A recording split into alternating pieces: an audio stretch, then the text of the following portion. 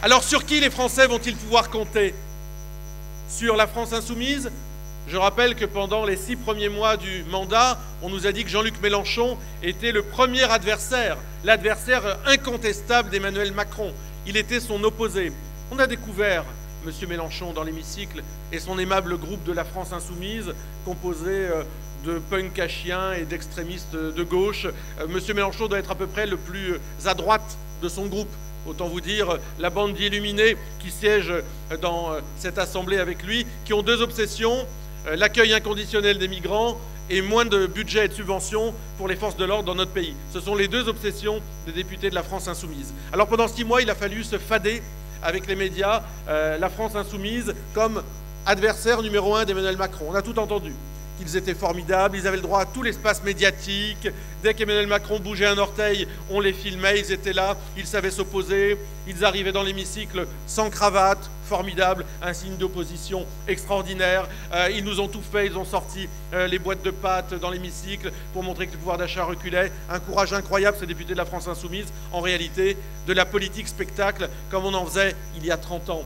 Les députés de la France insoumise sont une bande de guignols d'extrême gauche qui n'amènent rien à la vie politique, mais qui simplement utilisent les médias à leur service. Cette politique spectacle, chers amis, elle n'est plus à l'ordre du jour si on veut conquérir le pouvoir.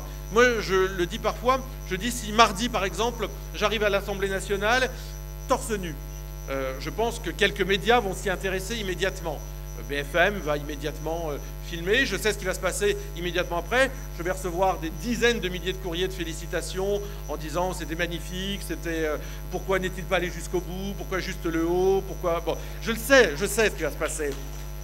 La réalité, c'est qu'une fois que j'aurais fait ce coup de politique spectacle, aurais-je servi nos idées, aurais-je servi notre mouvement, ou est-ce que nous serions passés tout simplement pour des guignols et des baltringues comme l'est la France insoumise? Oui, la politique spectacle, ce n'est pas le chemin que nous avons choisi. Nous avons choisi de travailler sérieusement. Je vous le dis, avec peu de moyens, mais nous combattons pied à pied ce gouvernement. Nous faisons des propositions, elles sont toutes refusées par la majorité, mais nous avons choisi de donner du crédit à nos propositions politiques parce que c'est ce que les Français demandent. Les Français vont avoir besoin de nous. Ils ne pourront pas compter sur les Républicains. Nous les voyons, les élus des Républicains, très sympathiques, ils sont toujours prêts à nous taper dans le dos pour nous féliciter après un discours parce qu'ils pensent à peu près comme nous. Mais lorsqu'il s'agit de monter au front, d'aller voter quelque chose, ils ne sont jamais là. Nous avons proposé la suppression du droit du sol. C'est dans leur programme, depuis peu de temps, c'est dans leur programme. Ils ne l'ont pas voté. Nous avons proposé un certain nombre de dispositions qui ne coûtaient pas 1 euro contre le terrorisme, qu'on puisse donner par exemple l'identité des fichesses aux maires des communes. Ils ne l'ont pas voté. Le problème des Républicains, c'est qu'ils ne sont jamais au rendez-vous du courage. On ne peut pas compter sur eux. C'est devenu un parti de notables, c'est devenu un parti de notables de province qui simplement se tapent sur le ventre et qui cherchent à obtenir et à conquérir le pouvoir uniquement pour le garder et non pas pour changer les choses. Alors les Français vont avoir besoin de nous.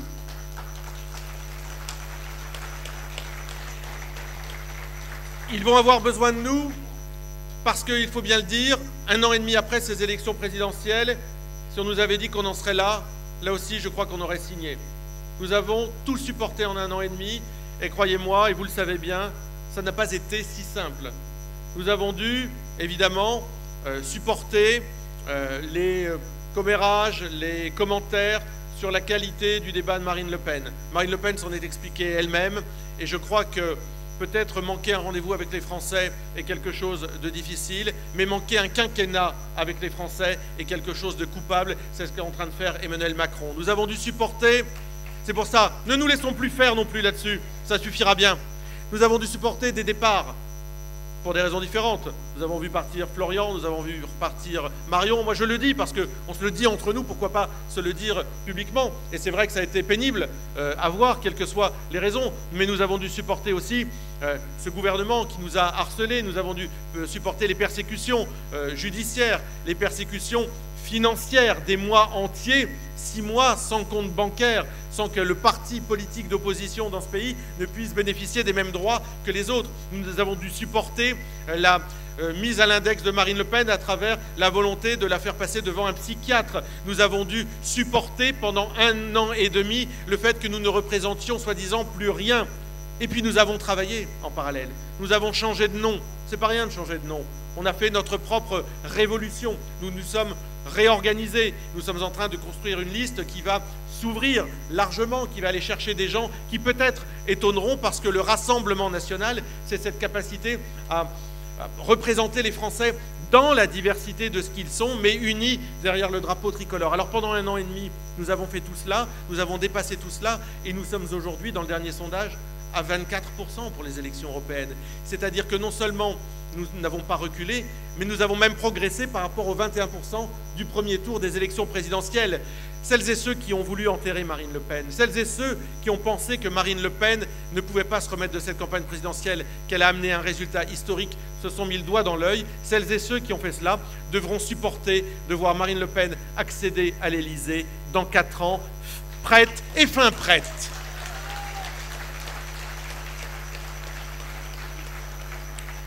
Pour que les Français nous fassent confiance, il faut 2 choses. Il faut que nous soyons unis et il faut que nous soyons crédibles. Il faut que nous soyons unis, nous le sommes, cette salle le prouve, nous sommes des combattants, nous avons décidé d'arriver au pouvoir, nous avons décidé de porter nos idées au pouvoir pour les appliquer et pas pour faire la même politique que les prédécesseurs.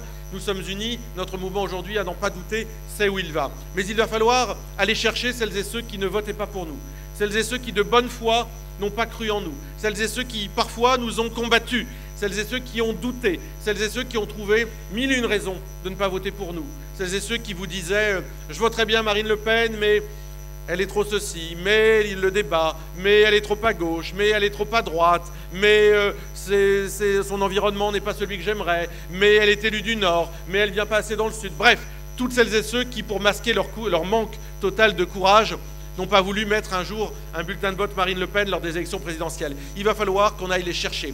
Il va falloir, ce que disait Montaigne, je vais vers celui qui me contredit. Nous allons aller vers celles et ceux qui nous contredisent. Nous allons aller vers celles et ceux qui, parce qu'ils se sont fait bourrer le mou pendant des mois par les médias, parce qu'ils ont cru à autre chose, se rendent compte aujourd'hui qu'il y a bien de la place pour une autre politique. Et puis nous allons être crédibles. Nous allons montrer que la politique que nous proposons, elle peut avoir des résultats. Le patriotisme économique, le patriotisme, le protectionnisme intelligent, celui qui est appliqué par Donald Trump, celui qui est appliqué par la Chine, celui qui est appliqué par les Russes, celui qui est appliqué par Israël. Oui, celui-ci mérite d'être appliqué en France, il produit des résultats. Nous allons aller leur expliquer que les experts en économie ne sont pas ceux qui sont actuellement au gouvernement et qui amènent les Français à moins de pouvoir d'achat et avec un chômage en hausse. Les experts en économie, c'est nous, parce que ce que nous proposons est en train de se réaliser à l'extérieur avec des résultats. Nous allons être crédibles parce que nous allons montrer que la souveraineté, c'est-à-dire la capacité à avoir en main les leviers de notre destin, nous allons la reconquérir. Si nous devons décider s'il y a du glyphosate dans notre pays, c'est aux Français, à travers leurs représentants à l'Assemblée nationale, de le décider et pas à Bruxelles. Si nous devons décider de qui vient dans notre pays, de qui s'y installe et pour combien de temps, c'est au peuple français de le décider selon ses critères et à personne d'autre. C'est ça la souveraineté, c'est reprendre les leviers de la décision, ces leviers qui sont transférés chaque jour un peu plus à l'Union européenne à travers la politique d'Emmanuel Macron. Et puis, nous allons continuer, et nous sommes bien les derniers à le faire, à défendre l'identité de notre pays. Vous savez, André Malraux disait la civilisation, c'est ce qui s'agrège autour d'une religion. Eh bien, regardez, il y a un certain nombre de villes, et c'est l'élu du Nord qui vous parle et qui le dit, il y a un certain nombre de villes dans lesquelles la civilisation, c'est-à-dire l'environnement local, la ville, eh bien, a changé parce qu'une religion a pris le pas et a fait changer les repères. Moi, je viens du Nord, à Roubaix, 90 000 habitants, 60 000 habitants de confession musulmane. Évidemment, l'ambiance n'est plus exactement la même dans cette ville que lorsqu'il y avait une minorité d'habitants qui étaient de cette confession, parce que lors du Ramadan, parce que lors d'un certain nombre de fêtes, parce qu'il y a des gens qui considèrent que la charia est supérieure aux lois de la République, alors ils font changer la civilisation, c'est-à-dire l'environnement juridique et social et culturel qui les entoure. Eh bien, nous sommes les derniers défenseurs de l'identité. Ce n'est pas un gros mot, la France ne vient pas de nulle part. La France, c'est un village sur 4 ou 5 qui s'appelle Saint quelque chose. Ce sont des églises dans toutes nos communes. Ça ne nous transforme pas en grenouilles de bénitier. Chacun croit en ce qu'il veut ou ne croit pas. Mais c'est notre histoire. Ici, il n'y a pas de burqa. Ici, il n'y a pas de burkini. Ici, on ne mange pas halal. Il faudra bien compter sur nous pour faire respecter ça.